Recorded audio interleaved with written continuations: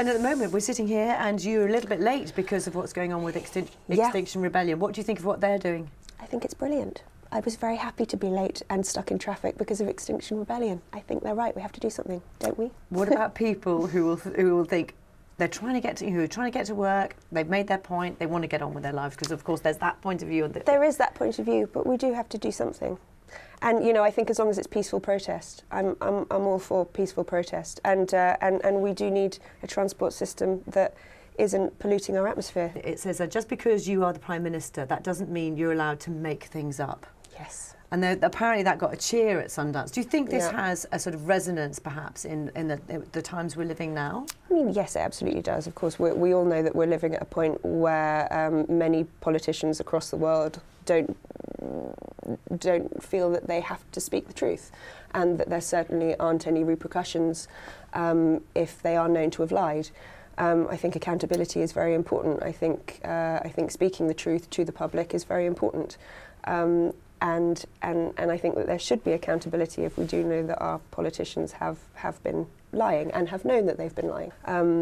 I can't remember what your question was. You can tell I've got a 6-week-old baby, haven't you? I'm talking, but I've no idea where I'm going. Congratulations Thank you very much. On the baby. Just on talking in general with a 6-week-old. On being here. On being here, yeah. Because that in itself is an achievement, isn't it? It is an achievement.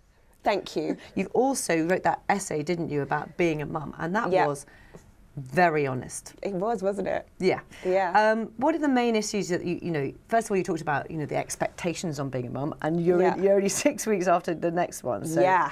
I mean, do you still can I just them? say? I mean, this is about the 3rd time since I've given birth that my hair has been brushed, and I didn't brush it. Lovely Luke, who was my hairdresser today, he brushed it. I was in my pyjamas when they got there, and this is somebody else's dress.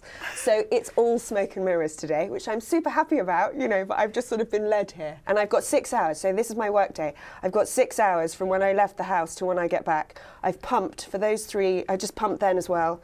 And then basically, if I get back, I've got to get back before 6:30 because that's the feed.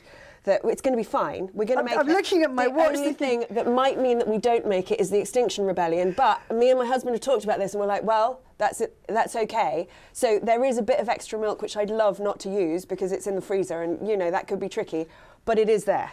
Do you know what? I mean, it's so refreshing because we think you're a Hollywood star. You don't have to deal with the stuff that normal mums have to deal with. What, pumping? Yeah. You definitely have to deal with pump. Everyone has to deal with pump. I mean, if you're doing that, and if it's working, then if you want to do that, and if you can do that, then yes, we're pumping. Pumping, so much pumping.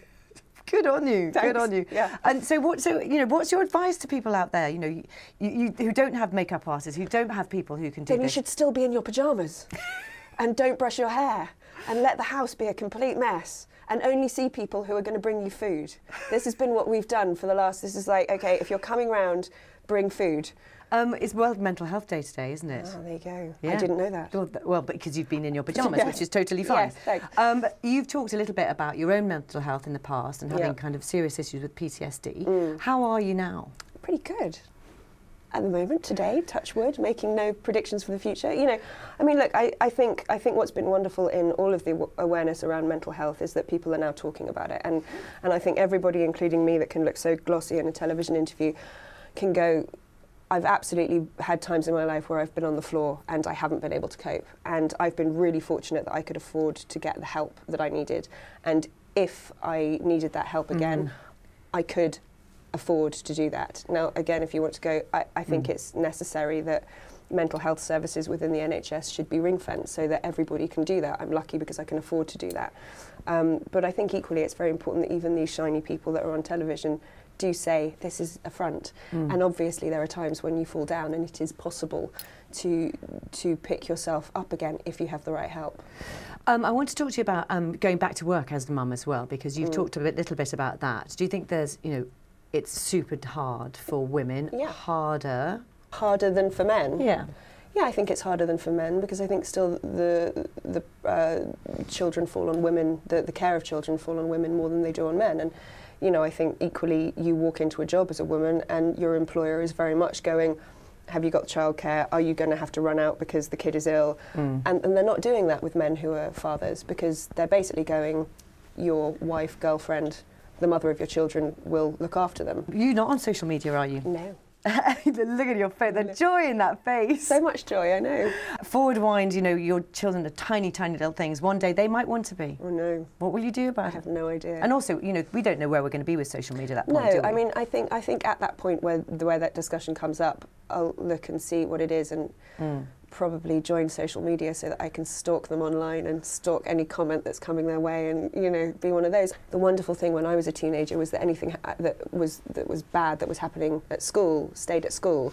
Now I think because everything's on the phone, it comes home, and I think that would be very tricky, that you have no safe space, you know. I'm going to let you go because I'm really worried that you've got to get I've got to get to a premiere, and then most importantly, and the baby. I'm going to get back to a baby. You've got to go look after the baby. It's really wonderful to see you. Thank you very much indeed for fitting us into a very, very busy life. Thank you very much.